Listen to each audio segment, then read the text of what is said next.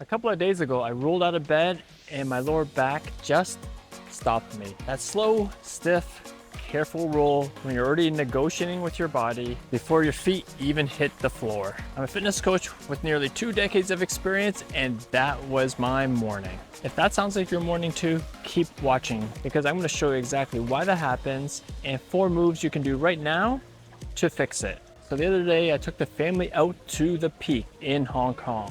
And from my grandma's place, it's a heck of a long bus ride. I've got a backpack with me with water and snacks. Now that's basically my regular dad kit nowadays. We hiked around up top for a little bit and then took the tram all the way back down.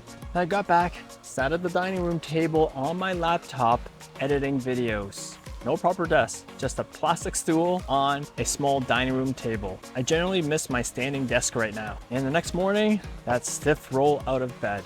And here's the thing, that one day of carrying the backpack and walking around, hiking up and down the trail, that's not what did it. It's a combination of the days and weeks with the same pattern. Long bus rides exploring the areas of Hong Kong and sitting at that dining room table hunched over with my laptop. Sound familiar? But here's what most people get wrong.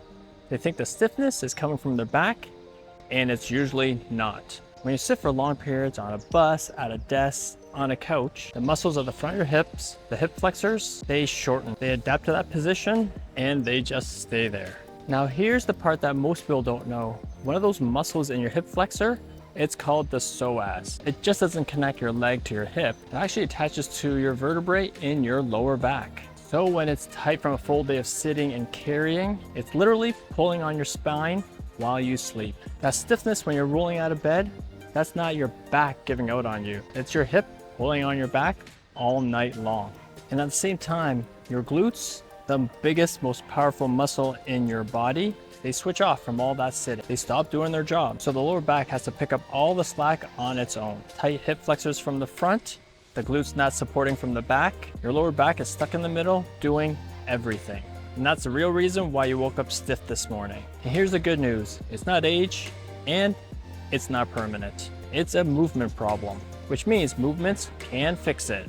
Let me show you. This is the one. If you do nothing else from this video, you got to do this one every single morning. Your spine is designed to rotate. Most of us stopped doing this years ago, and it shows up as stiffness every single day. And this one is a standing lumbar rotation. All you're going to do is stand on the floor.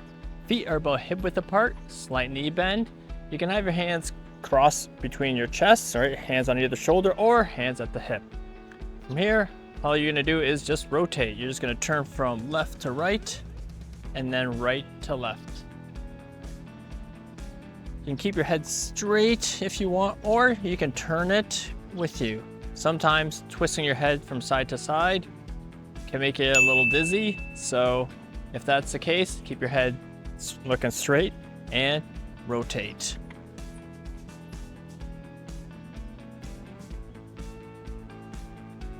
If you feel you may get wobbly and you're unsure of your stance, have a back of a chair or on a park bench or any kind of railing, just be close to it. So then when you are twisting, if you need to grab onto something, it's there. And remember, do this one if you don't do any others, because this is the one that's gonna loosen up that spine and get that rotation into that spine that's been probably missing for a very long time. This is the standing back extension. Think about all the things that you've been doing yesterday. You know, all the sitting with your laptop at the dining room table, carrying heavy backpacks, groceries. Your hips been forward all day, and this is just a gentle reset. So all we're gonna do, have our hands kind of back behind in our hip, and we're gonna slowly lean back. It's not about how far you go, it's about just doing it. So you're gonna lean back a bit and kind of arch and push your hip forward gently, and then come back to center. All you're doing is holding 2 to 3 seconds and then standing back up straight. If you're uneasy with this one, same thing. Grab the back of a chair, a park bench, any kind of railing, so it's right there when you need it. This is the hip hinge. It's telling your glutes to wake back up. Somewhere between the long bus rides and sitting at the dining room table with your laptop, your glutes fell asleep. So here's just waking them back up. So to get in the position, right, you want your feet hip width apart again, slight knee bend. And from here, we're gonna drive our butt back, keeping your back straight, neutral spine, and then coming straight back up into a standing position. So if it is from the side angle, feet are hip width apart, slight knee bend. You're gonna put your hand, you can use your hand, put them on your hip, push your hip back, right? So your bum is back, like you're sitting on a stool, and your back is pretty neutral. From there, all the pressure and weight should be back here on your hamstrings and glutes. Use your heels, drive you back up into a standing position, and that's what you're gonna be doing. Do them slow. You're looking at 8 to 10 reps, right? Nothing crazy. Just to start getting those glutes activated again and strengthened, so your lower back can stop compensating. So do the slow on the way down and squeeze your butt on the way up, and that's the whole point of this one, squeezing that butt when you come up to the top. This is the standing cat-cow. You may have heard the phrase motion is lotion, and this is exactly what the spine and your back needs, and research backs this up. So a simple way to begin, I usually lock my hands in front of my body and I round my back and I breathe out, and I drop my hands to the side and I arch the back and I breathe in.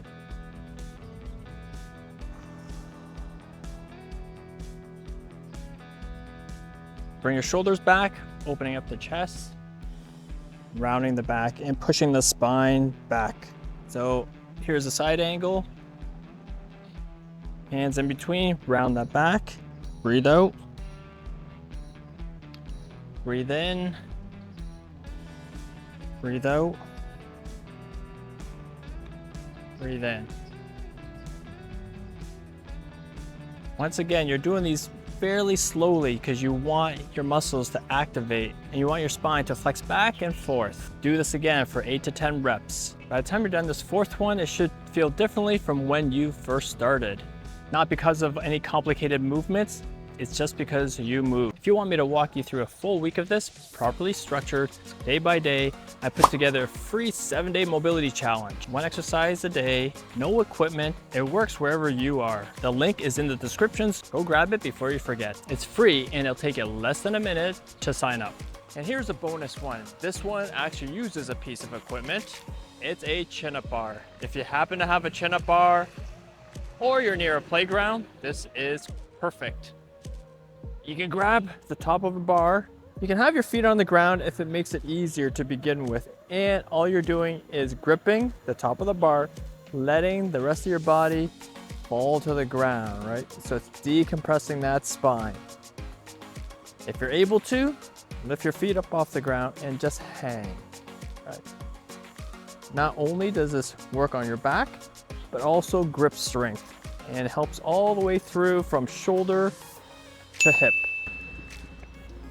So that's your bonus exercise. 4 movements with a bonus one that require literally no equipment. That's why I did in the morning after a long day out with the kids the day before. Not a gym, not a physio, not popping meds, not hoping that my lower back's gonna sort itself out. Your lower back stiffness has a cause, a specific and fixable one. And you know what that is. And I'll see you in the next one.